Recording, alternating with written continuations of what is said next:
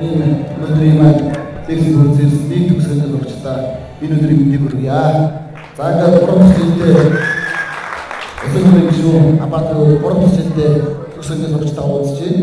За 13 он, 14 он, за ингээд 15 он гэж та бүхний одоо 2 дээрийнхэнтэй бол уулзаж бас шин сэтгэлийн сайхан яриа өгсөн байж байгаа. Тэгээ энэ уулзалт маань бол бичээдээс их өргөн дэлгэр болдог. За энэ жилийн маань сонсдог гэх юм бол манай дээгүүр байна. За мөн төгсгөнийхээ зурагчд зориулж мэдсгээр гишүүн өгүүлгээ манай аймгийн дарга Насанбат дарга маань ирсэн байгаа. За Насанбат дарга маань таамаглалаа зориулж мэдсгээр гишүүн за удахгүй онцны үе болно. За дараад нь төгсөлтийн шалгалт. За тэгээд эсэлтийн шалгалт гэсэн ийм шалгалтууд хүлээж байгаа гэсэндээ бас өнөөдөр хэсгэн уран саатаж бас ах нарынхаа амжилттай байх нарынхаа бас сургаал үг за бас амьдрал дайчин байх энэ зөвлөгөөнүүдийг сонсож сонсгож цугласан нийт сурагчдаа талархлаа. За ингээд аймгийн салбар асуулт тавих гэж байна.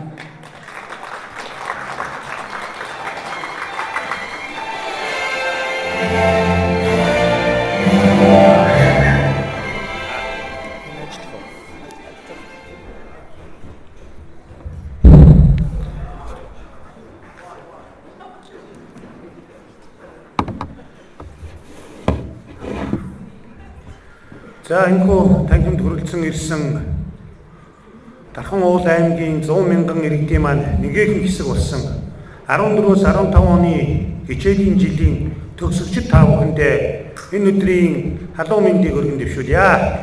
Хүлээн авцгаана уу. Наримтлаар огуулсан Монгол улсын хөгжлийн загвар Дархан хотын гэрэл дээрээдээ болсон хүүхэд залуучууд та бүхэн өнөөдөр ажил амьдралынхаа хамгийн эгзэгтэй мөчлөгөн дээр нэгэнтээ хүрэн ирсэн байна. Өнөөдөр дарханчууд биднийг Монгол улсад найрамдлын дарханыхан, залуучуудын дарханыхан гэж нэгэнтээ хүлээн зөвшөөрснийг та бүгд мэдж байгаа баха. Энэ 50 гаруй жилийн бичиж ирсэн түүх өөрөө яг саяны тодтголыг баталж ирсэн, агуулж ирсэн. Үе үеийн уран бүтээлчид дуу, шүлэг, яруу найраг дархны тухай баримтат кино, дархан хотын тухай нэвтрүүлэг энэ бүхэнд найрамдлын дархан, залуучуудын дархан гэдгээрээ түүхийг бичиж үлдээж ирсэн юм а.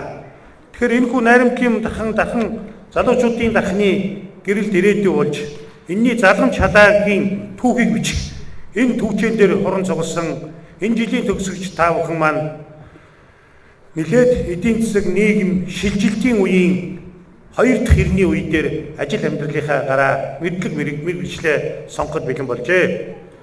Өнөөдөр монголчууд бид нар түүхэн хөгжлийнхаа хувьд нэгэн эгзэгтэй мөчлөгийн үед эдийн засгийнхаа хувьд бол ирсэн гэдэгтээ та нөхдүүд хэвлэл мэдээллийн хэрэгслээр дамжуулж олон мэдээллүүдийг авч нэгтгэн дүгнж байгаа болов. Яг үүнтэй холбоотойгоор хувь хүний нэг хүн гэдэг амьтан нийгмийн бүтээгдэхүүн учраас өнөөдөр энэ нийгмийн шилжилтийн үе дээр та нөхдүүд ирсэн учраас их онцолж зориуд зохон тэмдэглэж байна. Өнөөдөр мэрэгчлээ яаж сонгох юм? Хэнийг удирдлага болгох юм? Хүсэл сонирхлоо дагах юм уу? Нийгмийн амьдралын чиг баримжаалах ёстой юу гэх мэтлэн олон сонголтууд та нөхдүүдийн өмнө ирсэн байгаа. Одоогоос 5 жилийн өмнө, одоогоос 8 жилийн өмнө бол 12 дугаар анги, 11 дугаар анги төгсөж хүүхдүүд бүгдөө Монгол улсын эдийн засаг уул уурхай дээр толгуурласан. Уул уурхай маань эрчимтэй хөгжиж исэн учраас эрэгтэй хүүхдүүд болгоно уул уурхайн инженер болно, ашиглалтын инженер болно, уул уурхайн эдийн засагч болно гэдэг ийм сонголтуудыг эрчимтэй хийж байсан. Одоо өнөөдөр мэдээллийн 90 технологи хөгжсөн учраас хүүхэд хөгчүүд болгон IT-ийн чиглэлээр мэдлэг мэргэжлээ сонгоё. Энэ рүү анхаарлаа хандуулъя гэдэг ийм одоо давлгаа явж ирэх жишээ. Энэ өөрөө Монгол улсын хөтөлбөрийн зах зээл дээр энэ олон мэргэжилтнүүдийг шингээж авч чадах уугүй юу? Ажлын байрны илүүдэл, ажлын байр хангаж чадах уу? Өнөөдөр энэ их том мэргэжлийг эзэмшиж дэлхийн зах зээл дээр шаардлага хангасан мэргэжилтэн болж гадаад зах зээл дээр ажиллаж чадах уу гэх мэтлэн хөдөө аж ахуйн салбар эрчимтэй хөгжиж эхэлж байгаа энэ үед хөдөө аж ахуйн тал руугаа мэргэжлээ сонгох уу гэх мэтлэн хувь хүний энэ сонголтууд өөрөө цаашдаа Монгол улсын эдийн засаг нийгэм хөгжлийн маань уул үндэс суурь хүний хүчин зүйл энэ мэргэжилтэд боловсон учраас шалтгааллах учраас энэ дээр манай улсын хурлын гишүүн Ганбаатар маань их анхаарал тавьж ингээ 3 дахь удаага үе үеийн төгсөгч нартай ирж өөрийн ажил амьдралын дуршлаг, өөрийн одоо сурч мэдсэн мэдлэг мэрэгчлээс өнөөдрийн улсын их хурлын дэвшинд, төрийн бодлогын дэвшинд энэ хүний хөгжлийн талаар, залуучуудын хөгжлийн талаар, мэрэгчлээ хэрхэн зөв боловсон, зөв сонгох талаар та нөхдүүдтэй дархныхантайгаа ирж уулздаг юм аа. Энэхүү уулзалт өнөөдөр уламжлал ёсоор явагдаж байна. Энэ өнөөдөр их ажлын хажуугаар энэ ажлаа зохион байгуулахаар ажлынхаа албатай хамтран цаг заваа гарган ирж, хүрэлцэн ирж хүүхэд багчуу та бүхний хүсэл сонирхол, мэдлэг мэдээллийг сонсох улмаар түрүүний хэлсэн өөрийн байр сууриа сурчлахаар энэхүү арга хэмжээнд ирсэн. Орон нутгийн зүгээс улсын их хурлын гишүүний энэ бүтээлч ажлыг цаг ямагт бид нэр дэмжиж хамтарч ажилласан. Тухайлбал улсын их хурлын гишүүн хүүхэд багчуу та бүхэн болон та нөхдүүдийн дүүнэрийн ая тухтай орчинд ажиллаж амьдрах энэ цэцэрлэг боловсролын салбарын хөрөнгө оруулалтын дээр үнэхээр одоо энэ аймаг орон нутгийн удирдлагуудтай хамтарч олон ажлуудыг хийж бүтээж өгсөн юм аа. Энийг би энэ эндэр дээрээс зориуд зохон тэмдэглэж та нарт үнийн ямыг үннээр нь дуулах ёстой. Сүүлийн жилүүдэд та нөхдүүд эндээс гараад хараарай. Миний хэлснийг эргээд нэг нэгтлээд үзээрэй. Нэг жилийн дотор Дархан хотод, Дархан уул аймагт улсын төсвийн хөрөнгө оруулалтаар 4 цэцэрлэгийг бид 2014 онд шийдэж чадсан. Энэний 3-ыг Дархан хот дээр, нэгийг Шарын гол суман дээр шийдсэн. Ингэснээр бид ерөнхий боловсролын сургуулийн өмнөх боловсролын хамрагдалтыг 95-6% хүрэх засаг даргын мөрийн хөтөлбөрийн хэрэгжилтийг хангуулж чадж байгаа юм аа. Энэ дээр одоо манай гишүүн үнэхээр анхааралтай хандаж энэ боловсролын салбарынхны хөрөнгө оруулалт, энэ боловсролын сайдтай хамтарч ажиллах тал дээр бодиттой хөв нэмэр оруулсан учраас одоо би хувь хүн талаас ягаад гэвэл одоо миний засаг даргын 2013-аас 16 оны үйл ажиллагаа дотор цэцэрлэгт хамрагдалтыг 95% хүргэнэ гэсэн энэ зорилтыг биелүүлэхэд эдний баг хамт олон ажлын хэсгийнхэн одоо тусалсан учраас хувь хүн талаас улсын их хурлын гишүүн Ганбаатар танд баярлснаа илэрхийлж байна. Ягаад гэвэл энэ бүх үнэлэмжүүд 2016 онд бүх ард түмнээрээ хэлэлцэгдэж яригдах ёстой. Ингээд та бүхэн энэхүү урилгыг хүлээн авч ирж энэ хүний үзэл бодол, нийгмийн байр суурь, цаашдын зорилго, Монгол улсын бүтээн байгуулалт хөгжил дэвшил, түүнд Монгол хүний оролцоо, за тэгээд хувь хүний манлайлал, хувь хүний төгөлдршил, хүмүүжил, их орны сэтгэлгээний талаар та бүхэндээ нэлээд дэлгэрэнгүй өргөн хэмжээнд мэдлэг мэдээллүүдийг өгөх болов гэж ингэж найдаж байна. Ингээд усны ундрахынхаа байнга санаж яваарай гэж өгөөдөг. Дархан хотоороо оголсон хүүхэд залуучууд та бүхэн дэлхийн өнцөг олон бүрт очиж сурч хүмүүжиж ирээдүйн амьдралынхаа их үслийг тавина.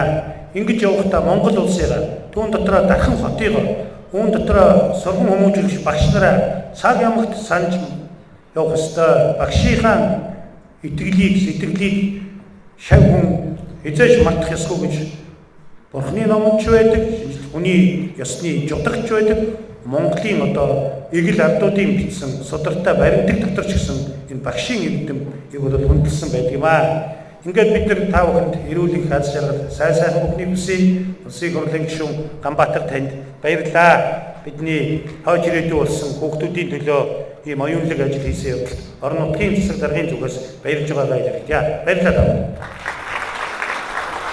Залуучуудаа, хүүхдүүдээ, сурагчдаа, дүүнрээ ах нь өнөөдөр их баярлж байна.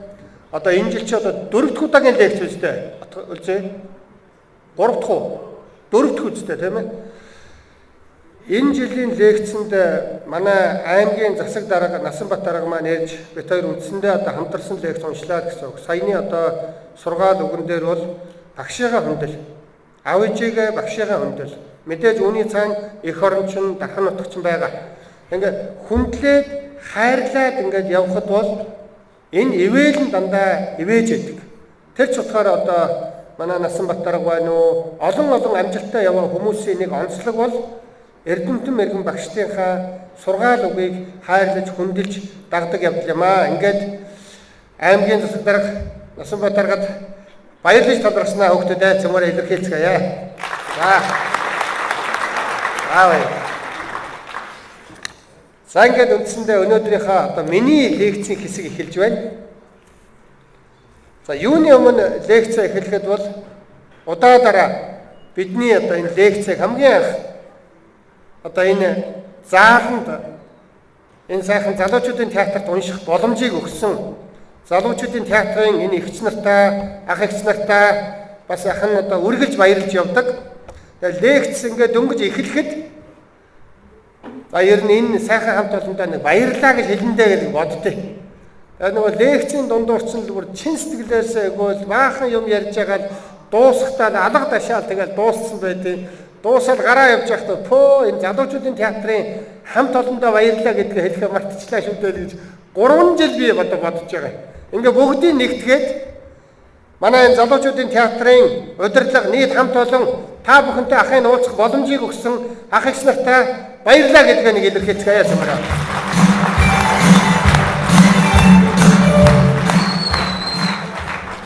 Энэ залуучуудын театр гэдэг бол их энергитэй, эрч хүчтэй сайхан газар.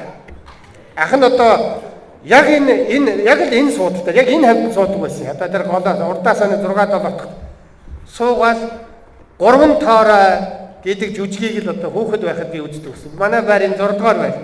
Ах нь энэ багада энэ дахны хөгчүүд би дахандаа өссөн. Дарханд хүн болсон. Та нарын багш нараар би хичээл заалгаж хүн болсон хүн.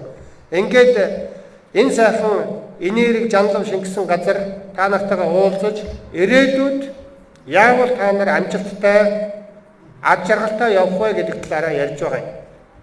Сая одоо би бас телевизийн ярилцлага өглөө Са телевизийнхэн, DBS-ийнхэн, TV12 гээд мундаг ах эгч нар чинь одоо бидний энэ сайхан яриаг өнөөдөр ирээгүй байгаа олон дүүнерт чинь олон хүүхдүүдэд бас хүргэж өгдөг. Ингээд хамгийн ихэнд ярих гээд байгаа зүйл маань хүний амьдралын амжилт гэдэг бол дандаа дэм-дэрэндээ явдаг. Дандаа хүний ач гуйнаар явдаг. За миний хүүхдүүдээ хүн дандаа талархаж яваарай гэдэг санаагаар би яриагаа эхлэх гээд. Хүнд баярлж яв. Сайхан аав ээжийн буйнаар би өдөө дайтай яваа да. Түрүүн одоо манай хөгцрэг аялалд манай дахнаас шалгарч уран илтгэлийн тэмцээнд төрүүлсэн 3 охин маань хурж ир надаас бас ам хэл сугарч галвахыг асууж яасан. Тэгээд тэдэнтэйгээ яриа зогсож байхад бол аав ээжүүд нэг сайхан хөдөлмөрч тийм одоо зүтгэлтэй сайхан аав ээжүүд байгаа тухай би сонслоо. Аав ээжидээ баярлаа. Дандаа баярл талархчаа. Би ч гэсэндээ хүүхэд байхад аав ээжийнхээ хайр хүндэтгэлийг бас тийм өнөөдөр ойлгодог шиг тийм бүрэн ойлгож чаддгүй байсан үе байсан. Аав маань, ээж маань ялангуяа надаар дандаа л гэрээ ажил хийх юм. Дандаа л намайг зарах юм гэж. Нөгөө талд нь аав маань, ээж маань миний төлөө, миний сайхан одоо ирээдүйн амьдралын төлөө, сурлага номны минь төлөө, хуруу humсаа маачих шахан одоо ингэж мултлах шахан ингэж хөдөлмөрлж байгааг хизээч би одоо үнэлдэггүй байсан үе байсан.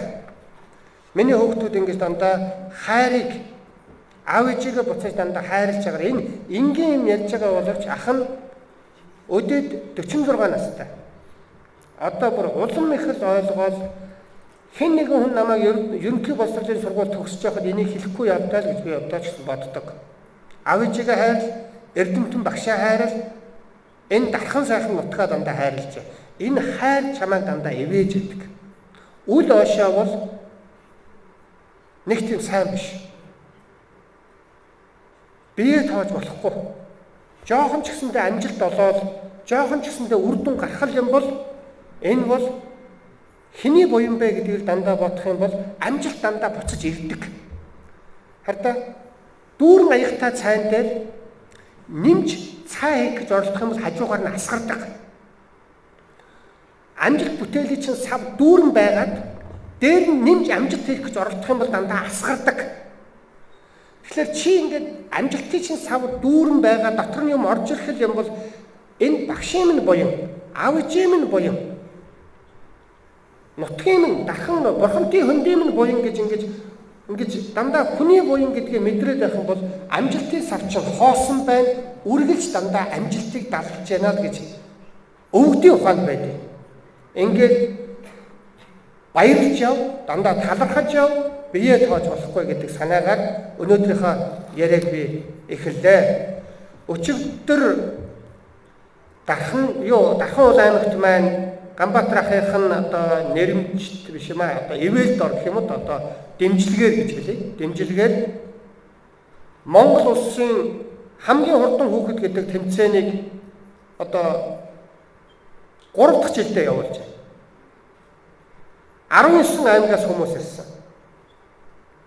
Маш их олон эцэгхүүд, дасгалжуулагч багш нар тамирчид ирсэн. Ингээд хэд маань ирээд уралдсан. Наран дэлгэр багш маань намайг 9 дугаар сургуульд байхад 200-400 метрт гүйлгэж одоо хөнгө атлетикийн хичээлж би одоо бэлдэж байлаа. Ингээд одоо хөнгө атлетикийн тэмцээнд очлоо. Манай Халиуна, Ариуна гэх хоёр охин, нэг нь 4-р сургууль байсан, нөгөөх нь одоо оюуны өндөр ирээдүй байв. Ямар мундаг байна. Манай багш нар ямар мундаг байна. Бид улсад хөнгө атлетикаар сая нэгт орсон. Монголын хамгийн хурдан хүүхэд гэдэг тэмцээнээр сүүлийн 2 жил бид нэгт орж байгаа. Эрэгтэй ч эмэгтэй ч хоёуланд нь бид нэгт орж байгаа. Улсын хэмжээнд манай 1-р баг нэгт орсон, манай 2-р баг нэгт орсон. Тэгээ энүүгээр би юу хэлэх гээд байгаа юм бэ гэвэл амжилттай, бүтээлтэй, хөдөлмөрч байя гэвэл өөрөө өөртөө ажиллаад гэж байгаа. Яг ингээд тэмцээн дээр гүйж яхад хэн нэгэн хажуунаас түлхэхгүй, хэн нэгэн хажуунаас ингэж одоо дэмжиж гүйхгүй яг өөрөө өөртөө л гүйн. Манай дарханчууд миний үед л одоо хүүхдүүд байхад л одоо хөдөлмөрч байдаг байсан. Хотод очисон оюутнууд дундаас дархны оюутнууд арай л илүү тийм хөдөлмөрч, арай илүү сэргэлэн гэдэг тийм нэр хүнд бидэнд байдаг байсан. Энэ нэр хүндийг өндөрт өргөөрэй. Өмнөх үеийн чинь төгсөх ерөнхий боловсрол сургууль төгссөн ах эгч нартай чинь яг энэ зааланд яг ингээд уулздаг байсан.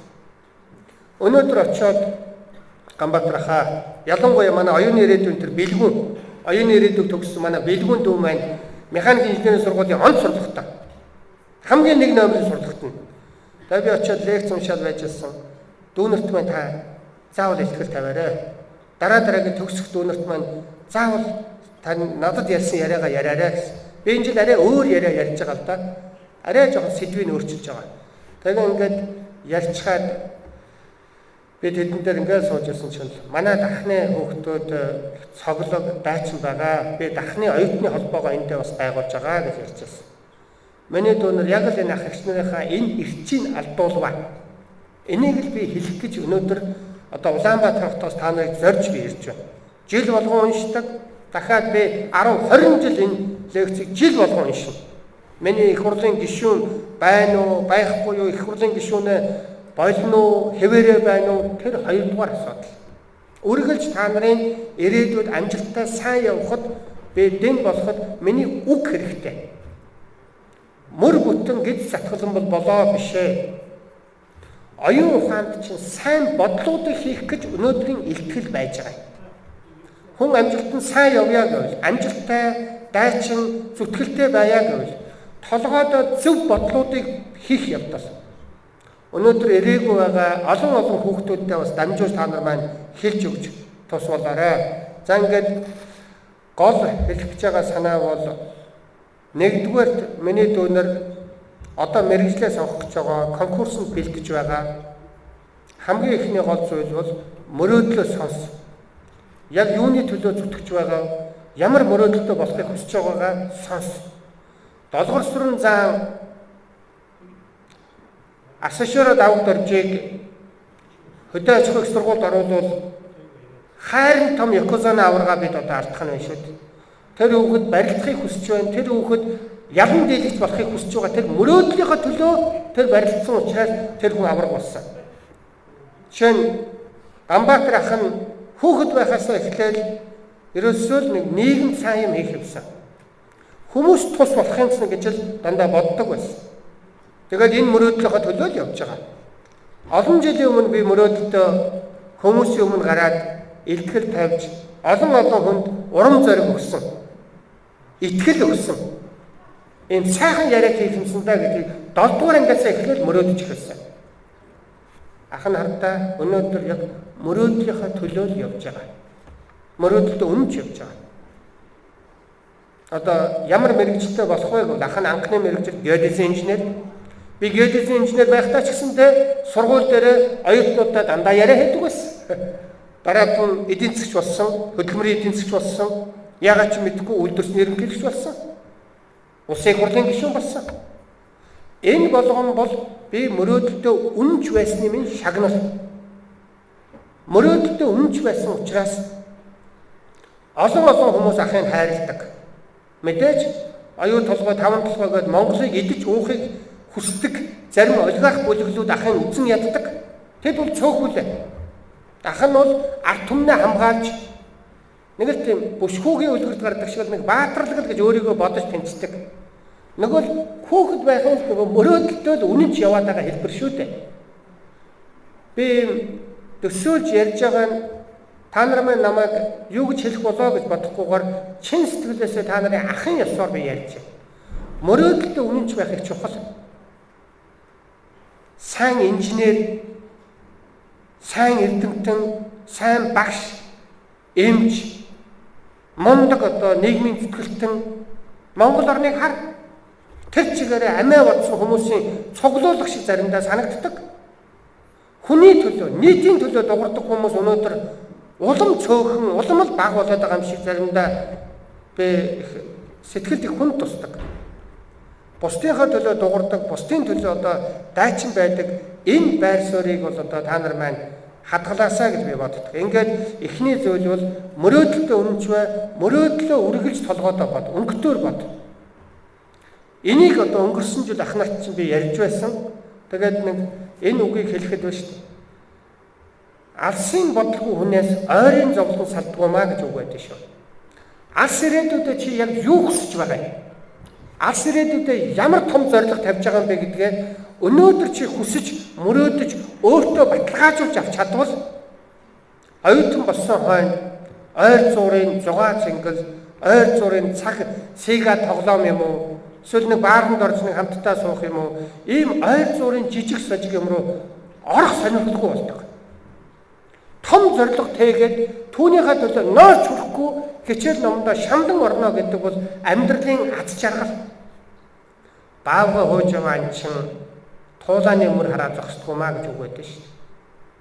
Том баавга хөөж яваа анчин жижигхэн туулааны өмөр хараад хойноос нь яв цаг алддаггүй.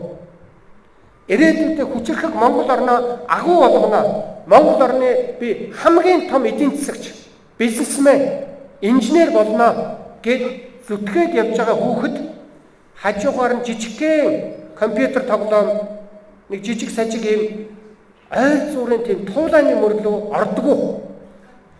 Та нар боддоо үннээр явбал үхэр тэргээр туулаа гүйцнэ гэж үг байдаг. Үннээр явбал үхэр тэргээр туулаа гүйцнэ.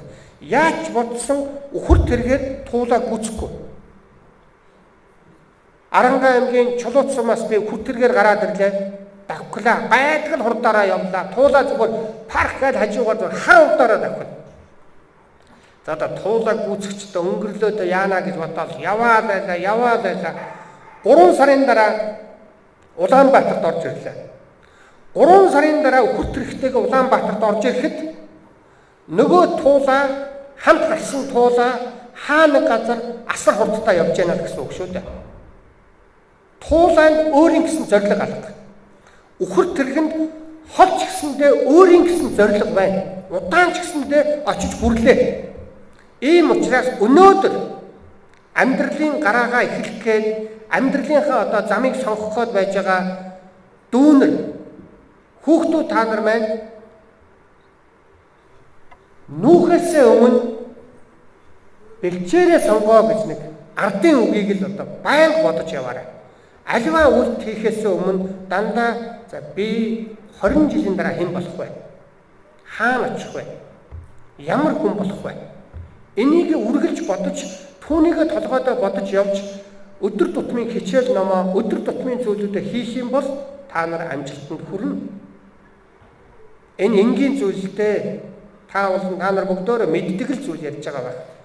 Гэхдээ намайг ерөнхий боловсролын сургууль төгсөж байхад хэн нэгэн хүн ингэж хэлэхгүй явдаа гэж би дандаа боддог байсан. Яг өөрийнхөө бодож байгаа юмаа бүр томрон бод. Ахын 7 дугаар ангид байхасаа эхлээд олон хүний өмнө урам зориг, итгэл, үнэмшил, найдвар төрүүлсэн тэр урам зоригийг өгдөг асар хүчтэй тийм хүн болох юмсан даа л гэж мөрөөдөж байсан. Үүний төлөө яах вэ? Олон хүмүүсийг хайрлаа. Одоо би лекцийнхаа гол зүйл рүү орох гэж байна шүү. Та нарын амьдралын зорилго бол хайр. Хайрын төлөө та бүхэн маш хүчтэй байх ёстой. Хайр гэдэг юу юм бэ гэвэл аав ээжигээ хайрлах хайр. Хөөрхөн дүүгээ хайрлах хайр. Дархан нутгаа хайрлах хайр. Энэ сайхан нутгийн буйнаар Ганбаатар аханч, та нарч өдөөд атаа яваа. Энэ нутагтаа хайртай бай. Бурхантай хөндий гэдэг бол эртээр үеэсээ өвөг дээсээс Чингис хааны нуус товчон дээр одоо асар их дурддагдсан сайхан одоо буянтай газар юм байгаа шүү дээ. Дархан хайрхан гэдэг чинь нуус товчон дээр хүртэл байдаг хайрхан шүү. Энэ хайрхны нэрээр бид нэрлэгдэж одоо явдаг. Энийг мэдэрч, баярлаж, баясах юм бол ядаж та нарт ивэлтэй. Ингээд та бүхэн хайр гэж юу юм бэ гэвэл өөрийгөө ядраан байж хичээлээ хийгээд хэцүү ч гэсэндээ даалгавраа хийгээд байж байгаа чинь аав ээжийнхээ хайрыг хайрлах гэж та нар хичээл хийж байгаа шүү дээ. Эх орноо хайрлах гэж хичээл хийж байгаа. Та нар хайр гэж юу юм бэ гэвэл хайр гэдэг бол хариуцлага. Аав ээжигээ хайрлана гэдэг бол аав ээжийнхээ өмнө бид хариуцлага өрнө гэсэн үг. Одоо би лекцийнхаа гол зүйл буюу 2 дугаар зүйлийг ярих гэж байна. Та нар оюутан болоод юу сурдсан бэ? Нэг нь юу сурдсан бэ гэвэл өөрийгөө хариуцаж сурдгаа л гэж хэлэх гээд байна. Өнөөдөр өөрийгөө хариуцаж сурсан хүүхэд ирээдүйд маш сайн яваа. Он сурдаг хүүхэд, за би тэр өчигдрийн тэр нөгөө хамгийн хурдан хүүхдээр Монголын хамгийн хурдан хүүхдээр манай дархны Халиуна, Ариуна гэдэг 2 охин шалгарсан. Одоо алт мөнгийг одоо 1-2 дугаар байранд орсон. 3 дугаар байранд дундговын охин орсон. Эрдэнэ далай сумын охин орсон. Ингээд манай эрэгтэй хамгийн хурдан хүүхдээр бол манай дархны хүү орсон. Мундаг хүү. Эрдэнэ мөнгө эрдэнэ. Шинэ юм блэ? Шинэ үе. Ком сайн спорт мастер шүү дээ. Одоо шинэ үеийнхаа нэрийг шинэ гэсээр байгаа.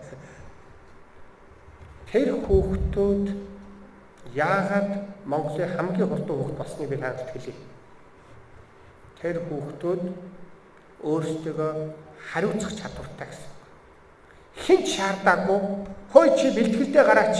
Хөөе чи яагаад унтаад байгаа юм бэ гэхэд тэд өглөө 4-өөс босоод 6 хүртэл 2 цаг өглөө болгон бэлтгэл хийдэг.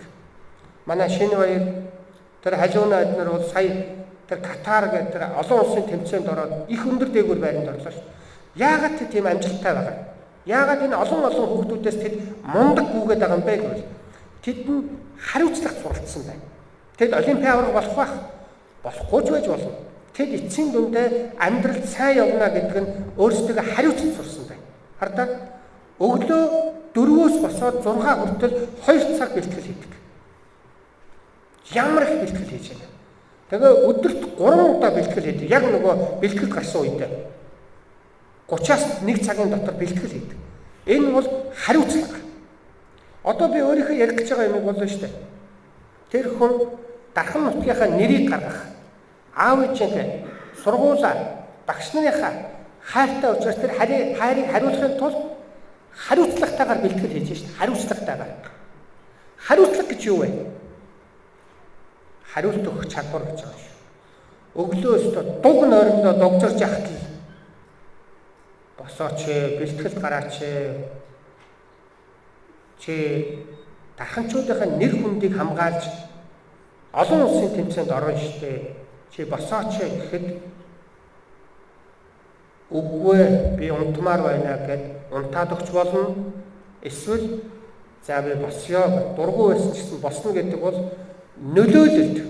Унтмаар байна гэдэг нөлөөлөлт үгүй би босноо гэдэг хариулт өгөх чадварыг хариуцлага гэж байгаа шүү.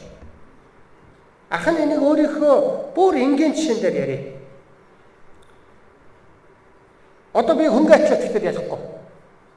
нараа өгшийнхаа удирдлагын дор ажиллаж одоо хичээлж байсан би хөнгөн атлетикаа ярихгүй. Би бас хөнгөн атлетикаар дархалжуудын төлөө бас уралдаж байсан хөвгт. Тэгэхдээ энэ шинэ баяр эднес шиг спортын мастер авч чадаагүй. Тэгэхдээ би одоо хөнгөн атлетикаас тусдаа яг та нар онц сурахтай чи холбогдуулж ярив. Оюутан болоод яаж онц сурах вэ гэдэгтэй чи холбогдуулж би ярив. Ахын оюутан байхдаа сурагч байхдаа ч ялгаагүй. Хичээл хийх гээл математика ч юм уу. За ямар нэгэн хичээлээ хийх гээл ингээл даалгавраа хийх гээл суугаад хичээлээ хийх гээл ингээл анхаарахгүй гинтхэн хажуунаас ганс класс кино гарч байгаа штэ. Кино үзэхгүй юм уу гэж бодол ороод ирж шүү дээ. Үгүй гэж хэлж чадахгүй шууд боссоод явдаг байлаа. Та нарын харууд юу хийм дээ одоо ингээд яг хичээлээ хийгээ суугаад яг юм ингээд төвлөрөх гэсэн чинь чанавуу гарч байгаа дараа нь шүү дээ. Үгүй гэж хэлж чадахгүй босчл байвал чи энэ нөлөөлөл хариулт өгөх чадваргүй байна. Чи хариуцлагагүй байна. Чи он сурч чадахгүй байна. Чи аав ээжигээ дутуу хайрлаж байна гэсэн. Чи эх орондоо дутуу хайртай байна гэсэн.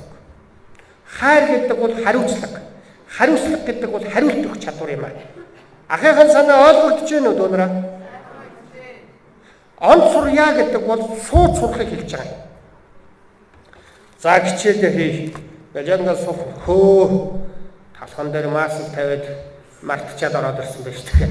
Боссоод очиод нөгөө талх сахар maaслаа очиж идэхнээлээ янз. Энэ болгон дээр үгүй гэж хэлээд цаг 30 минут сууж хичээлээ хийж хариулт өгч чадж байвал чи оюутан болох бэлтгэл хангагдсан байна гэсэн үг. Чи онц сурна гэсэн. Та нар том хүний юм ярьж байгаа юм биш ээ. Энэ бол амьдралын хамгийн том ахын та нарт хэлхийг хүсэж байгаа зүйл. Жишээ нь та нар хардаа энэ гаацтай ундаа байна гэж боддоо. Гаацтай ундаа байна. Тэгээ энэ рүү би нөлөөлөе. Алгадлаа, цогцлоо, сэгсэрлээ, доромжллоо, магтлаа, ямар нэгэн байдлаар энд нөлөөллөө. Нөлөөлөе ингээд нөлөөл үгээр үйлдэлээр нөлөөллөө. Гаацтай ундаа саган, дэлбэр нь, эсэн, зад буудна, миний хувцсэгч будна өөрөө ч байхгүй болно. Гаацтай ундаа шиг замтай хүүхдүүд бидний дунд байгаа юу? Энийг л та нар анхаарай. Та нар өөрсдөө тэдний нэг биш бай. Тэдний нэг биш байхад юм бол та нар хариуцлагатай байх гэсэн. Эндээс би нөлөөллөө. Ахруу янз бүрийн нөлөөлөл орж ирлээ. Яаж хариулт өгөх вэ гэдгийг боддог, сэтгэдэг, тунгаадаг байх юм бол та нар хариулт өгөх чадвартай болж байна гэсэн. Ингээ хариулт өглөө дандаа эх орондоо дархан нутагтаа аав ээжтэй өөртөө зөв хариултыг өгч сурах юм бол та нар онц сурна, амьдрал сайн явна, дайчин байна. Энэ олон түүхтэр байд юм аа. Эзэн Чингис хаан маань Багдаа унчирсан. Та нар одоо түүхийн мэднэ. Хорлоогийн чойболсон, Юмжаагийн цэдэн бол, Думаагийн содном, Тунсалмаагийн Очирбат. Яагаад энэ амжилт бүтээлтэй юмд ингээд амжилтанд хүрсэн хүмүүс ээжээрээ овоглуулсан болоо гэж бас гайхаж магадгүй. Дандаа ингэж ээжээрээ овгол баг байхад нь энэ баг хүүхэд байхад нь аав нь нас барсан. Багаас нь аав гэдэг өмнөөс нь амьдралын янз бүрийн нөлөөлөлд өмнөөс нь хариулт өгдөг хэрэм цайзгүйгээс болж тэр хүүхэд багаасаа амьдралын янз бүрийн нөлөөлөлд хариулт өгч сурсан байна гэсэн үг. Ингээд түрүүнээс хойш ярьсан гол хоёрдугаар санаа бол амьдралд хайр бол хамгийн чухал. Хайр гэдэг бол хариуцлага. Аав ээжигээ эх орноо өөрийгөө хайрлана гэдэг бол хариуцлагатай байна гэсэн. Хариуцлага гэдэг бол хариулт өгөх чадвараа гэсэн. Хотод очиод оюутан болсны чинь дараа янз бүрийн нөлөөллүүд та нарт орж ирнэ. Зугаа цэнгэлийн, уруу татсан, арх дарсны янз бүрийн нөлөөллүүд орж ирэхэд тэрэнд үгүй гэж хэлэх чадваргүй бол хариулт өгөх чадваргүй бол хайрын аав ээж өгсөн. Хайрын энэ сайхан нутгийн буйныг та нар идэхгүй байх вэ гэж санаа зовж. Ахын нэгэн жишээ хэлчихээ дараагийн сэдв рүү оръё. Би ягдгоо сая нэг архины тухай ярьсан. Та нарт жоохон хүүхдүүдэд том хүний сэдв ярьлаа гэж битээ бодоорой. Одоо ализны төгсгөнгийнхаа. Одоо баг хонхны баяр гээд арх марх уулахгүй гэж баах юм яриад байгаа шүү. Тэм учраас бидний хамгийн ухаантай, хамгийн царайлаг, хамгийн сайхан сэтгэлтэйнүүд нь архинд орж живсэн тохиолдлууд байна. Ялангуяа дарханд маань архитал дэндүү ихссэн. Миний үеийн найз нөхдөс ганц нэг нь хэцүү байгаа. Та нарын хамаатсан саднаас тийм хүмүүс байж магадгүй. Энэ ямар учиртай юм бэ гэвэл нэг хүн төрсөн өдөр минь болж байна. Тогтоогооч гэдэг ингээд өгөхөд үгүй ээ. Тогтоочхол доо гэсэн. За нэг удаа шүү. Гэж хариулт өгөх чадваргүй хүн архинд орж байгаа шүү. Үгүй гэж хатуу хэлж сурах хэрэгтэй. Энэ хариулт өгөх чадварыг одоо та нар эзэмшихгүй бол ялангуяа хөвгүүдээ энэ ах нь бол чин сэтгэлээсээ та нарт хэлж байна. Өнөөдөр би их хурлын гишүүн үйлдвэрчний зүтгэлтэн гэдгээрээ та нартай яриаггүй. Цэвэр та нарын ахыч нь ёсоор ярьж байна. Зүйн бол Дархуул аймгийн байр болгон, сургууль болгон, анги хамт болгон ийм сургаалууд хэлчихээр зөв сэтгэлтэй, сайхан сэтгэлтэй хүмүүсийг урьж авчираад яриа хийх ёстой юм байна. Ах нь өөрөө тийм хий гэж хэлэхээс илүү өөрөө урайлж байнга хийдэг. Улаанбаатар ч гэсэндээ байнга оюутнуудтай уулздаг. Та нар бидний ирээдүйн Монголын залуучууд өнөөдөр тааруу байна гэж их шүүмжилдэг. Манай залуучууд тааруу байна гэж бид ирээнээс залуучууд импортж оруулж чадахгүй шүү дээ. Манай залуучууд бол сайн байна. Тэднийг улам сайн байлгахын төлөө бидний үеийнхэн зүрх сэтгэлээсээ ярих хэрэгтэй. Энийг Монгол орнд даяар хөдөлгөөн болгоосоо. Та нарт идэж уух юм уу? Ямар нэгэн өмсөх зүг дутаагүй байх уу? Та нарт бодол санаа битээ дутаасаа гэж бодож өнөөдрийн яриаг хийж байгаа. Ах нь илүүчгүй дутуучгүй энийг л хүсэж байгаа. Оронд нь өөр юу ч хүсэхгүй. Та нар амжилттай байгаасаа л гэж таарна хүсэж байна. Тэгэхээр түрүүнээс хойш ярьсан зүйл бол амьдралд хариуцлагатай байх ёстой. Хариулт өгөх чадвартай байх гэдэг санааг би ярьлаа. Түрүүний өмнө алсын бодолтой бай. Дандаа алсыг бод. Өнөөдрийн Монголын залуучуудын хамгийн том алдаатай зүйл нь юу вэ гэвэл өсрөөл нэг 4 сар, өсрөөл нэг 1 жил, өсрөөл нэг 4 жилийн цаатахыг харуулах юм. Та нар бүр 20 жилийн дараа юу болох вэ гэдгийг тооцоолж ажиллах юм бол ах нь баталгаа өгч чадна. Та нар амжилтанд хүрнэ. Боддоо. За би нэг зөвхөн саяны ярьсан зүйлээ нэг жишээн дээр тайлбарлаж ярьчаад дараагийн сэдв рүү оръё. Англи хэл сурах гэдэг маш том зорилго тавилаа өөртөө. Та нар англи хэл заавал сурах ёстой шүү. Маш чухал шүү. Ер нь их чухал. Ер нь мөнгнөөс үнэтэй зүйл бол мөнгөний тухай мэдээлэл гэдэг ийм цаг үе та нар амьдарч байгаа шүү. Мөнгөтэй амжилттай байя гэвэл мөнгөтэй амжилттай байхын тулд ямар мэдээлэлтэй байх ёстой вэ гэдэг тэмцэл өрнөдөг. А тэр тэмцэл ихэвчлэн англи хэлээр бичигддэг. Энэ утгаараа тэр мэдээллийн сувгийг хямж авна гэдэг бол та нар маш том давуу талтай болно гэсэн. За би зүгээр жишээ ярих гэж байгаа учраас англи хэлийг яриа л. Том зорилго тавьчихад бүтэлшгүй юм шиг том зорилгыг бүтэлтэй олон жижигхэн алхамтад хуваахыг бизнесийн төлөвлөгөө гэж нэрлэнэ гэж байгаа шүү. Бүтэлшгүй юм шиг том англи хэл сурна гэдэг том зорилго тавьчихад түүнийг бүтэлтэй өдөр болгон 5 мөнгө цээжилнэ гэдэг юм зорилтод хуваа. Бүтэлтэй энгийн алхамтуудад хуваа. Тэгэх юм бол та нар амжилтанд хүрнэ.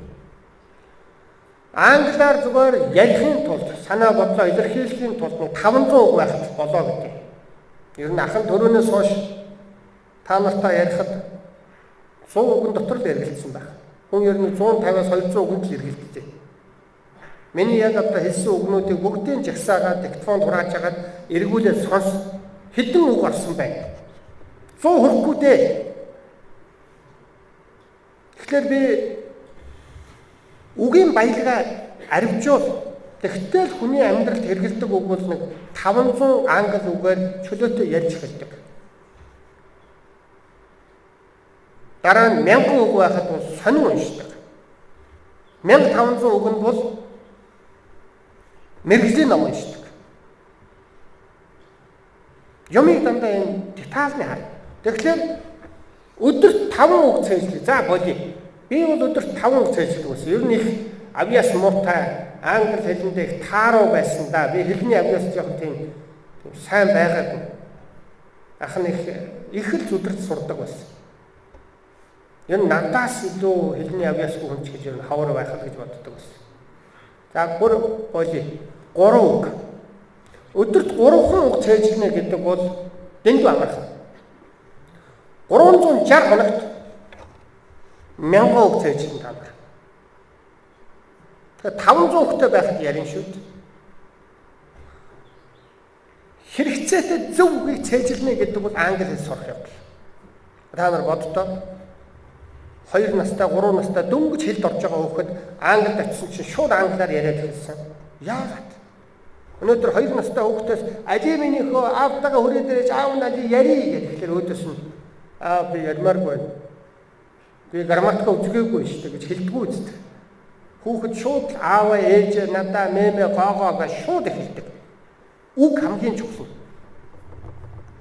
Би өнөөдөр мэдээж англи хэл яаж сурах вэ тухай ярих гэв. Миний 13 ном бичигдсэн англи хэл яаж хурдан сурах вэ гэдэг. Одоо ах нь улс төр нийгмийн зүтгэлтэн болсон учраас номнуудаа бас тэр болгон хэвлүүлж амжихгүй яваад байна л да. Ер нь бол энэ лекцийг би англи хэлтэй холмоор байна. Сая би жишээ авч байгаа энэ рүү халтраад орчлоо. Үндсэндээ бүтцгүй юм шиг том зорилгыг бүтэлтэй олон жижигхэн алхамтад хуваахыг амжилтын үндэс гэж нэрлэдэг байгаа юм. Та нар өнөөдрөөс эхлээд бүтцгүй юм шиг 20 жилийн цаах зорилтыг тавиад жил болгон ямар үр дүнд хүрэх вэ гэдгээ тооцоолоод одоороос эхлээд явах юм бол та нар Монгол улсыг өөрчилнө. Монголыг аварна. Өөрсдөө ард түмнээ аав ээжигээ хайрлах тэнхээтэй болно. Энийг л ах нь түрүүнээс хойш ярих гэж хичээнгүйлэн одоо та нартай учрлаа. 3 дугаар сэдв. Монголын нийгэмд өнөөдөр боломж байна уу?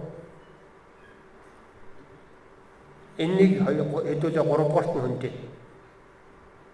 Монголын нийгэмд өнөөдөр боломж байна. Маш их боломж байна. Ахт нь ямар нэгэн нам байхгүй. Ахт нь ямар нэгэн тийм олигарх бүлэглэлийн дэмжлэг инээдрээ юу ч байхгүй.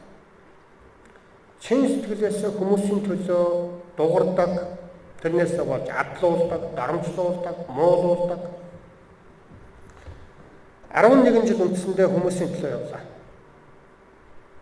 Үр дүнд нь хүмүүс үнэхээр хүрээлдэг, хайрладаг. Монголын нийгэмд ямар ч байсан нийгмийн зүтгэлтний асар том хоосон орон зай байна гэдгийг би нэгдүгээр өөрийнхөө биеэр би нотлоод хэлж байна. Хамаагүй та нарыг ямар над шиг өсгөлтөн зарлаад жагсаал хийгээл яв гэж би хэлсэнгүй. Бизнесийн салбарт Монголын залуучууд орон зай байна. Харда Вьетнам засварын газрууд. Бүр засварын газар гэж нэрлэхгүй шүү дээ. Вьетнам засварын газар гэж нэрлэж шүү дээ. Машин засварын газрууд нь бүгд Вьетнамуудын хяналтанд байдаг. Машины 8 нь бүгдөө Пакистануудын гарт байдаг. Өнөөдөр энэ косметик, гоо үзмжийн тэр үс засалт, косметикийн бизнесүүд нь бүгд Солонгосын гарт байдаг. Хоол унд нь Хятад, Япон, Солонгосуудын гарт байна. Уул уурхай Хятад, Канада хоёрын гарт байна. мах архины бизнес Оросуудын гарт байна. Бизнес тэр чигээрээ гадаадынхны гарт байна. Энэ Монгол улсад шүү дээ. Монголоор ярьдаг орн. Монголын залуучуудад маш том орон зай байна. Та нар Улаанбаатарт очиод тэр худалдаа хөгжлийн банкны хойхон талд нэг 200 метрийн зайд Бригетэ гэдэг нэг настай эмэгтэй, 70 гарсан настай эмэгтэй кафе ашиглаж байгаа. Миний залуучууд кафе ажиллах тэнцээгүй байна гэж юу? Өнөөдөр бизнес дүүрэн боломж байна. Энийг суралц. Нэг зүйл нэмж хэлээ энэ дээр. Амжилттай байх. Би та нарыг бас бизнесмен, эрдэмтэн, багш юу дуртайгаас зүрх сэтгэлээс сонго. Тэр болгоомж орон зай байна л гэж хэлээд байна. Тийш очиход яаж очих вэ гэдэг арга замыг хэлж байна. Алсын бодолтой бай, сууд сур, хариулт өгөх чадвартай бай, төвчээртэй удаанаар холыг хар. Энгийн юм л да. Гэтэл хэн нэгэн хүн сэтгэлээсээ хэлэх ёстой таад. Ингээд одоо тэр бизнесийн салбар дээр эрдэм боловсролын салбар дээр та нарт маш том орон зай байгаа гэдгийг би хэлээд байгаа юм. Тэгээ энийг одоо эзлэхийн тулд, энийг одоо бий болгож өөртөө авахын тулд зиндаага тогтоо. Дээд зиндааны хүн яг нь дунд болон доод зиндааны хүний хоорондын ялгаа юу юм бэ гэдгийг би танарт хэлье. Намайг одоо 13-ын төгсөж байхад манай ангийн энэ одоо их сайн явна да. Энэ ч гомон мундаг хүүхдтэй одоо гомон сайн явна да гэж бодож байсан зарим нэг сурагч найзууд маань сайн явж байгаа, зарим нэг тааруу явж байгаа. За энэ дээр нэг л базаахгүй нөхөрдөө гэж бодож байсан нөхдүүдээс зарим нэг сайн явж байгаа. Юу энэ болгонд нөлөөлж байна гэж? Ерөнхий боловсролын сургууль төгссөө дараа нь их сургуульд ороод чалгаагүй яг хүнд хэрэгтэй бодиттой эрдэм сурсан уу юу гэдгээр л ялгарч байгаа. Бурхан багш хэн нэгэн хүнийг нэг хүний доор ерөөсөө заяагаагүй. Нэг хүний дээр ерөөсөө чи байх ёстой гэж заяагаагүй. Бид Америкуудын доор байх ёсгүй. Бас нэг дээр байх ёстой ч биш. Бид ижил тэнцүү. Гэхдээ яагаад зарим нь тааруу, зарим үндэстэн сайн яваа, зарим нь муу явж байгаа вэ гэвэл эрдэм ном сурсан уу сураагүй юу гэдгээс ялгаа нь байна. Та нар хандаа маш энгийн хэцүү энгийн гэсэн хоёр ажил. Одоо жишээ нь ингээл улс төрийн ажилч гэдэг юм уу, инженерийн ажилч гэдэг юм уу, эрдэм номын ажил гэвэл их толгой илгүүлсэн хэцүү, бадармаатай бэрхшээлтэй ажил. Энийг сурчих юм бол тэр хүн зиндаан дээгүүр болчихж байгаа. Хурдээр ингээд шороо гутгана гэдэг бол хинт сурна, бас сурах ажил байх л амархан. Тэрийг хийнэ гэдэг бол бэрх юм шиг боловч зиндаан доогуур болчихж байгаа. Дүүнэртээ тэгээ гол хэлэх гээд байгаа юм гэвэл хүний зэрэг дэв чансааг тодорхойлдог гол юм бол хүнд хэрэгтэй эрдэм ном сурсан уу юу гэдгээрээ дүгнэгдэж шүү. Хүнд хэрэгтэй эрдэм ном сурахын тулд яах вэ гэж мөрөөд сууд сур. Он сурна гэдэг чинь толгойдоо олон шарихтай байна гэсэн үг биш шүү. Сууд сурахыг он сурах гэж байгаа шүү. Ингээд миний 3 дугаар гол хэлхийг хүсэж байгаа зүйл бол Монголын нийгэмд бизнесийн орон зай байна. Монголын нийгэмд улс төр эдийн засаг эрдэм номын орон зай дүүрэн байна. Ингээд түрүү хэллээ шүү дээ.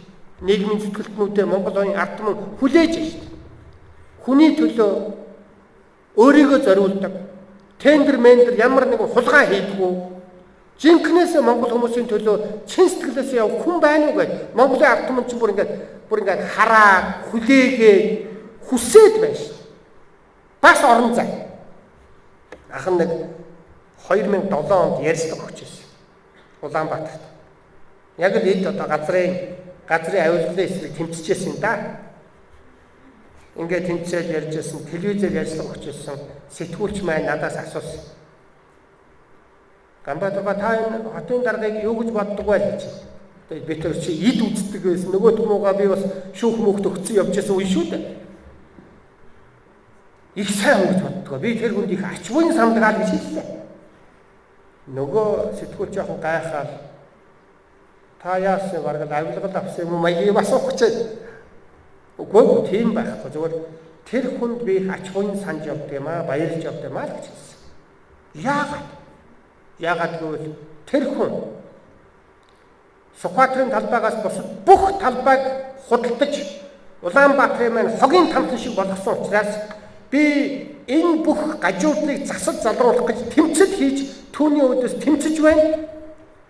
Энэ хүмүүсийн төлөө тэмцсэний буйнаар би хүмүүс тайлбарлаж чиний өмнө ярилцлага хийгээ сууж байгаа юм биш үү гэж хэлсэн. Нөгөө сэтгүүлс нэр нь тийм байна гэсэн. Тэр хүн Улаанбаатарын газрыг худалдаж луу хийгээгүй бол ах нь хүний төлөө тэмцэх боломж олдохгүй шүү дээ гэж ягталж хэлж байсан. Тэгээ энэ ягталтны цаана юу гэсэн үг вэ гэвэл муу юмнаа сайн юм үүсдэг. Монголын нийгэм, эдийн засаг, инженер, эрдэм шинжилгээний байгууллагуудад хар амиа бодох үзэл хар дахал шиг харагдсан байна. Миний дүүнэр энэ болгоныг зад зохиж Монголын чадварлаг, хүчрхэг, эрдэмтэн, мэрэгжилтэн, улс төрч, нийгмийн сэтгэлтэн, багш эмч болоод өгөөч гэдгийг л би гуйж. Энэ л хамгийн чухал зүйл юм.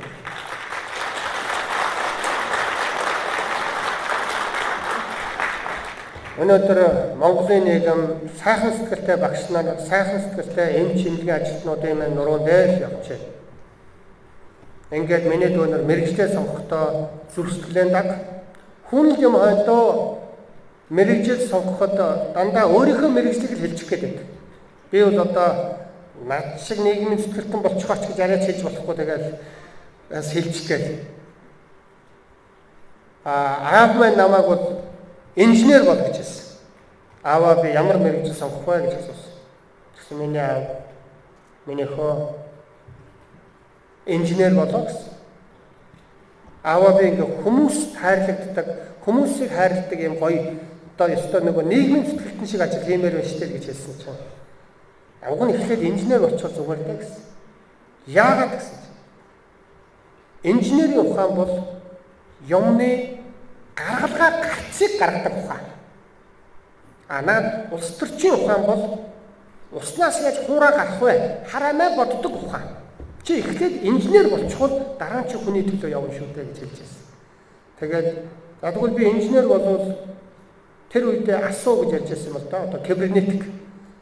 Одоогоор баг компьютерийн гэсэн үг багт. Одоо нэг асуу компьютерийн инженер болчихгүй аваа. Хүн болгонд одоо онц сургадаг хүн болгонд энийг сонирхоод байна гэсэн чинь. Би бас тухайн үед онц сурдаг байсан гэсэн.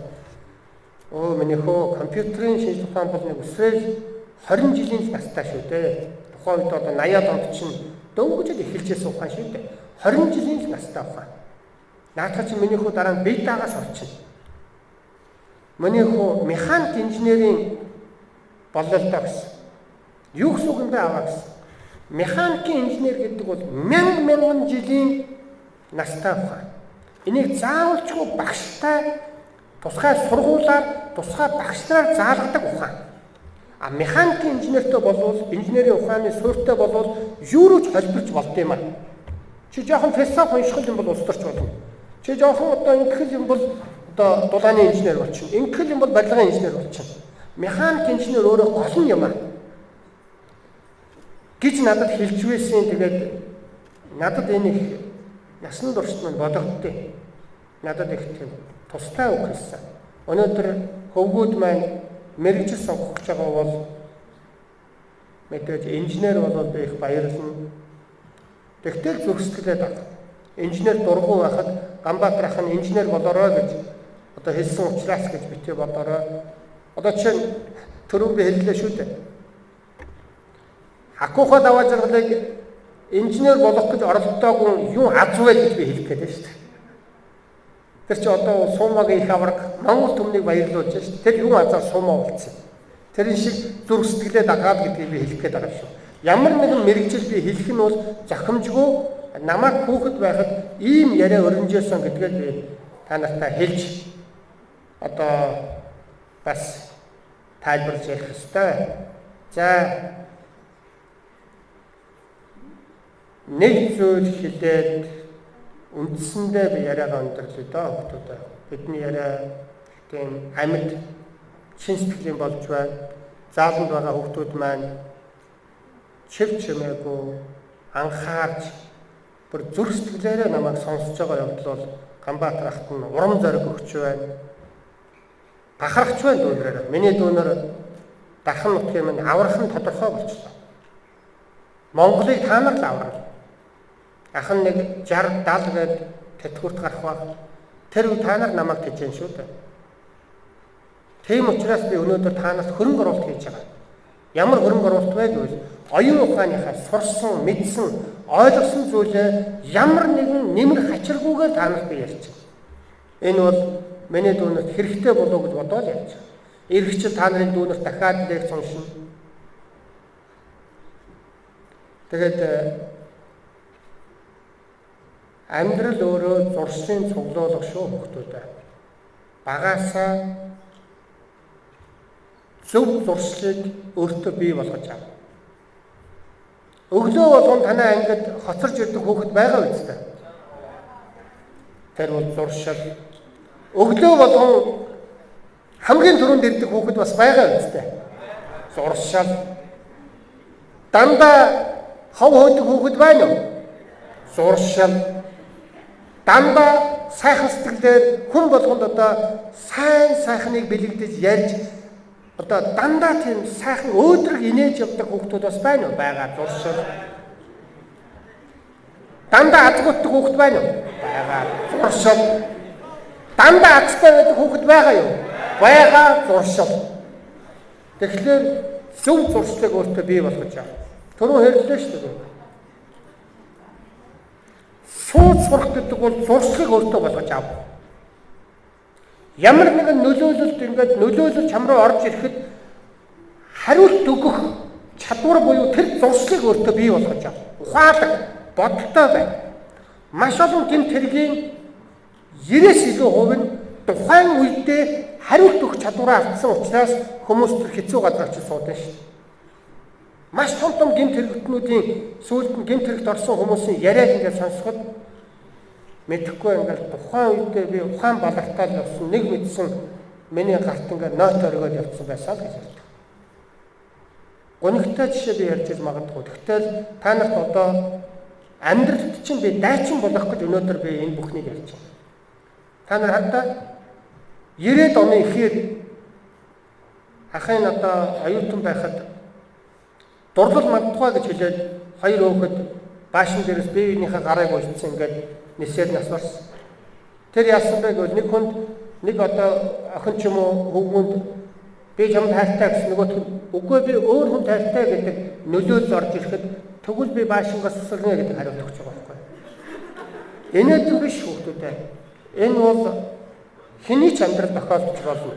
Эндээс юу гэж хэлэх гээд байна гэвэл үгүй би өөр хүнд гэж байгаа тэр нөлөөлөлд тэгвэл би гэдэг хариулт өгөх чадваргүйгээс болж тийм ухаан болж байна шүү дээ. Энэ би амьдралын зүгээр сонин дээр гарсан жишээг ярьж байгаа та нарт. Тэгэхээр бол амьдрал бол зуршлын цуглуулга. Сууд сурах хэрэгтэй. Онц сурах ёстой. Алсыг бодож сурах ёстой зуршил. Дандаа инээмсэглэж хүнтэй сайхнаар харьцсан. Ганбаатар ахыхад нэг зуршлыг та нар мэдхүүгүй яхан нэг жоохон хамаатад хэлчихэ. Манай дарханчууд багш нар маань надад өгсөн зуршил. Дархны багш нар бол агуу. Үнэхээр би тэр багш нарыгаа буйнаар сайн явна. Миний багш одоо нэг аваад байдаг Должин багш байна. Одоо тэр 9 дугаар сургуулийн цаатлын багш 10 хэд үлээд одоо Ичи орлоо багш байна. Одоо Дэнсмаа багш байна. Наран дэлгэр багш байна. Гэхдээ мөн олон багш нар Чимтанбаа багш байна, математикийн багш. Тэгээд багш нарынхаа буйнаар сайн явж байгаа гэдгээ би анхан ихэнд ярьсан шүү дээ. Тэгэхэд ахын багаас нь хүнийг хизээч битээ муу хэлжвэ гэдэг. Тэр гоё юм. Хүнийг араар хизээч битээ муу гэдэг зуршлыг ахын суудсан. Ганбаатар ах нь одоо энэ олон жил ингээд зурх дараад байгаа маш их хатуу ширүүн шүүмжлэл өрнүүлэл байдаг мөртлөө яг хүн рүү дайддаг юм шиг та нар хадаа. Ерөнхий сайдаа таны энэ гаргасан шийдвэрээс болж олон монголчууд ажилгүй болоод байна. Та хятад хүмүүсийг оруулж ирснээр олон монголчуудыг ажилгүй болгож байна гэж шийдвэрийг ярьдаг болохоос биш. Ерөнхий сайд доржоо та бол хамгийн адгийн хүн байна гэж ахын хэлдэг болно байхгүй. Санаа нь ойлгож байна тийм ээ. Баяр цагт гишүүнтэй би ингээ маргалцсан шүү дээ. Нэг маргалцсан биш мэдгэлцээ билүү. Нэг юм болсон доо. Ахруу ингээд ерөөсөө мэдэхгүй байна, чадахгүй байна, тэнэг мангараар нь дуудаад яг л хов хүн рүү мэн дайраад байхад ах нь яасан? Тэр хүний талаар нэг ч үг яриагүй. Ах нь зүгээр наа гэрээний чинь 7-гийн 6-гийн 8 ингэсэн байна шүү дээ. Наа чи монголчуудыг хохироогоо байна шүү дээ гэж ярьдаг. Нөгөө чинь чи мэдэхгүй тэгээд ах нь за би тэнэг байж болдоо за энэ заалтыг тайлбарлаад өгөө гэж яриад байдаг. Ах нь зарчимтайгаа байсан. Ахт нь хүнд байсан. Тэр Монголын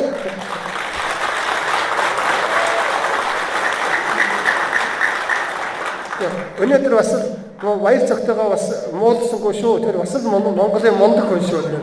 Мундагд сайн залуу байж таараа. Ах нь зөвөр нэг өөрийгөө ярих гэж байгаа нэг хүн ярьчлаа шүү. Бас зарчмаа эвдчихгүй яа гайгүй байгаа.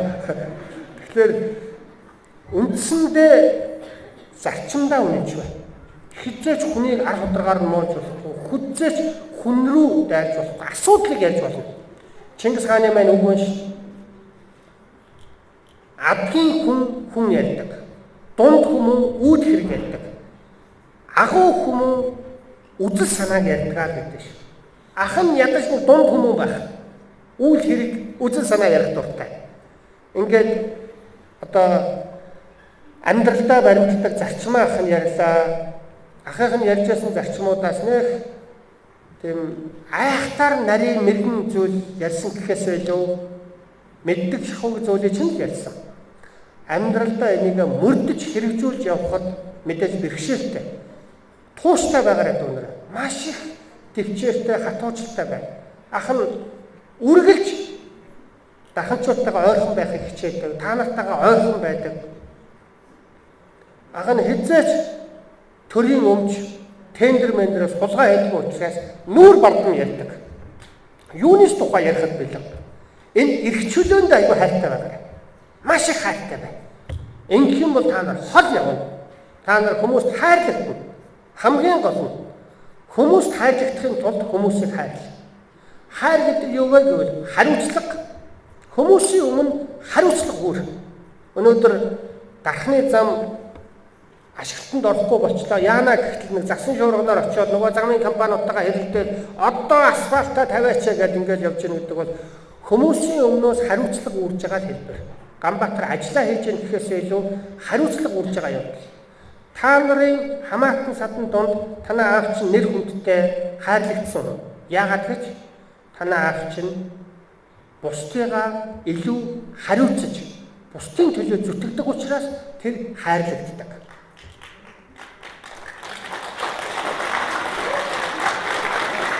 Ингээд миний дүүнэр амьдралд олон хүнийг хайрлаж, олон хүнд хайрлагдъя гэвэл хүмүүсийг хайрлах тэнхээтэй байх гэсэн. Хүмүүсийг хайрлах тэнхээтэй байя гэвэл маш их эрдэм мэдлэгтэй байх гэсэн. Эрдэм мэдлэгтэй байхын тулд яах вэ гэвэл сууд сурах ёстой гэсэн. Сууд сурахын тулд яах вэ гэвэл босхоос үр аргагүй ингэж ирж байгаа нөлөөллүүдэд үгүй гэдэг хариулт өгөх сурах ёстой гэсэн. Энгүүл та нар дархан уул аймгаа Монгол улсаа та нар маань гацаагүй аварч Монгол ор мандах болноо. Дүүнэртэй их баярлалаа.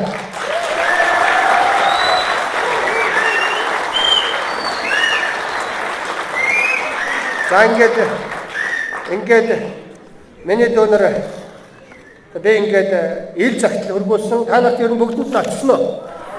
Тийм ээ ингээд ахынхаа одоо урилга ил загтлыг бас хүндэтгэж хадгалж байгаарай. Ягаад гэвэл ах нь энэ дээр өөрийнхөө бодож явдаг зүйлүүдийг ярьсан. Тэгээд оюутан болчоод та нар нэг гол анхаарах юм бол бичгийн чадвартай болоорой. Ерөнхий боловсролын сургууль байхдаа ахыг нь алдаж байсан хамгийн том алдаа бол ах нь монгол хэлний хичээлийг математикийн хичээл шиг хүндэхгүй байснаас болж одоо ч гэсэндээ ах нь энэ алдаагаа засахын төлөө шоргуу ажилладаг. Та нар математикийн хичээл бол чухал. Хүнийг логик сэтгэлгээтэй болгодог, хөдөлмөрч болгодог, бас амбицтай болгодог. Гавал Ганбаатар гэж хэлүүлэхийн төлөө зүтгэж шүү дээ. Дохоогоо цоортол тааваад шүү дээ. Харин монгол хэлний хичээл бол дэндүү чухал. Ах нь сургууль төгсчөөд ажил хайгаа явж байхад ахаас нь юу гэж асуусан гэж. Чи математикийн олимпиадад хэд орж ирсэн бэ гэж нэг ч хүн асуугаагүй шүү. Уг тэр нэрийг хэлчих санаатай гоё диплом аваад явж ирсэн чинь асуудаггүй. Тэгээ математик сайн шүү, их чухал байна. Монгол хэлийг дандаа хүндэл. Тэгсэн асуусан асуулт нь Ганбаатраа, за Сайнхүүгийн Ганбаатраа чи албан бичиг боловсроо чадах уу гэж хамгийн түрүүнд асуусан шүү. Би таг байх. Дараад нь бизнесийн компанид очсон чинь чи бизнесийн төлөвлөгөө боловсруулж чадах уу? Чи төсөл хөтөлбөр боловсруулж чадах уу гэж асуусан. Бичгийн өндөр чадвартай байна гэдэг бол амжилтын үндэс шүү хүмүүстээ. Та нар оюутан болоод тэр Эльфратын ажил байна уу? Бичгийн чадвар дээр онцгой анхаараарай. Ах нь оюутан байхдаа нэг тийм тоогоогүй байсан тэр зүйл маань эцэст нь хамгийн чухал зүйлүүдийн нэг байсан билээ гэдгийг эцэст нь ойлгосон. Тэгээ өнөөдөр та нарт бас амжиж хэлэх ёстой. Ингээд өнөөдрийн ярианд хүрэлцэн ирсэн дүүнертэй би одоо өөрийнхөө номноос энэ одоо үзэг энэ бугуйчийг хүүхд болгондоо одоо ирсэн баярлаж бэлгэлж байгаагаа илэрхийлье. Энэ номны нэр бол Монголоо ямар улс болгох хэрхэн түнд хүрэх вэ гэсэн ном байгаа шүү. Миний дүнээр Монгол улсыг авран шүү дээ. Та нар маань аврах юм байна. Сангээд гол нэг зүйлээ хэлье.